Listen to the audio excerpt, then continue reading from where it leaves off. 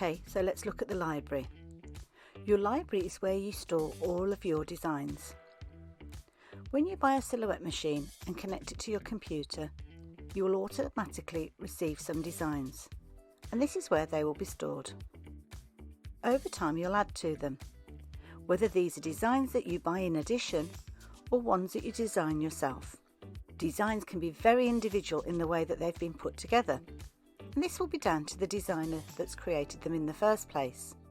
Sometimes they're just a simple shape, just like this anchor that is very easy for you to bring into your work area and cut out just as it is. Sometimes designs are a little more complex, like this helicopter. It's made up of two different colours, the grey and the mustard. These are actually two different cut shapes, so sometimes you have to ungroup the design in order to separate them. What you do need to remember though is if you are going to resize anything, then you have to resize everything, all the different sections of your design, to make sure that it all lines up when it comes to cutting it out. If you select all, then you can alter everything in proportion at the same time. Then you can ungroup and separate them out to cut them in different colours. Sometimes when you open a design, it doesn't look exactly as you expected it to look. This can be because the designer has separated it into separate layers already for you. So for instance, this banner looks a little odd to start with. It's all grouped together as one piece. So this means that if I need to alter it, then I can just do so by clicking on the corner and moving the dimensions. To give us more of an idea of how it looks, we can ungroup the items and layer them up. But sometimes when there is no colour there, it's difficult to visualise how it all comes together. This is where the fill menu can be quite useful.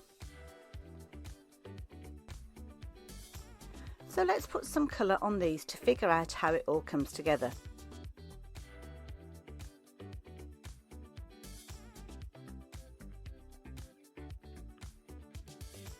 Now we've got three colours, and we can start moving the layers around to visualise how it's going to look when we cut it. Everything will line up, and once you've got all those pieces in place, it all becomes clear.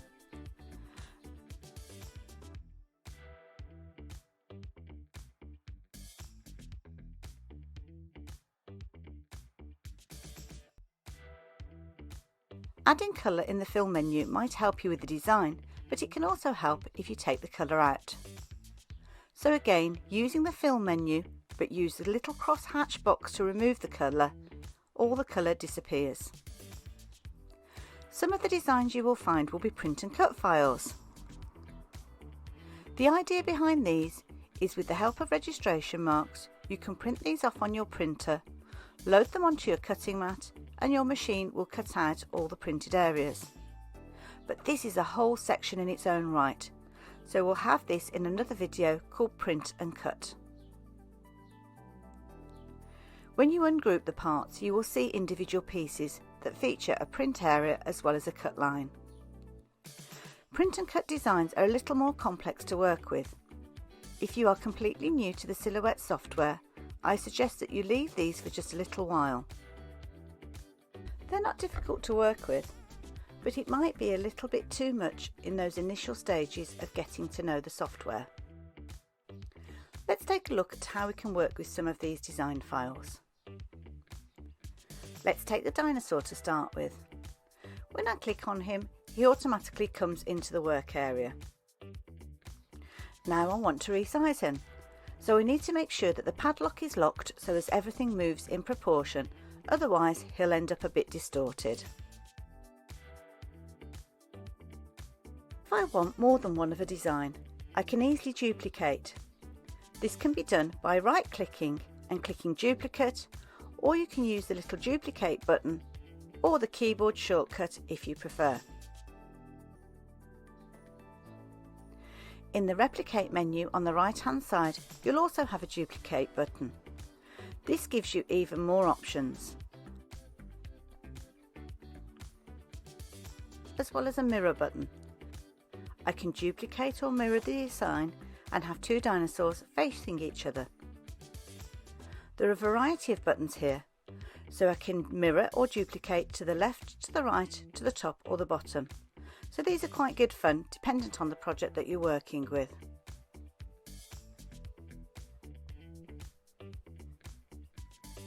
And of course you have your undo button to reverse anything that you've done.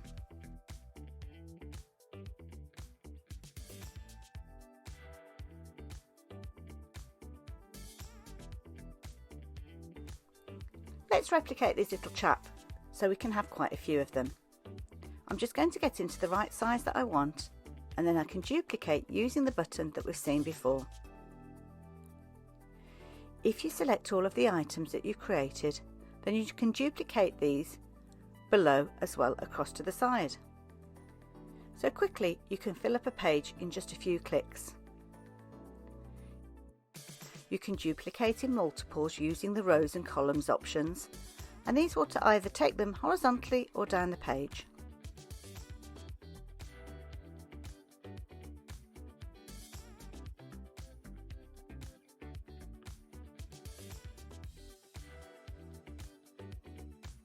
Another shortcut button is to use the fill page. You just bring in one of the items, click on fill page, and the software will do the rest. But sometimes you might want to individually position them to maximise the cutting area and not to have too much waste. There's a lot more to the replicate menu, and we'll cover that in another video, but hopefully you've got enough there to get started with. There are a lot of features within the software, so you might want to subscribe to our videos to learn more.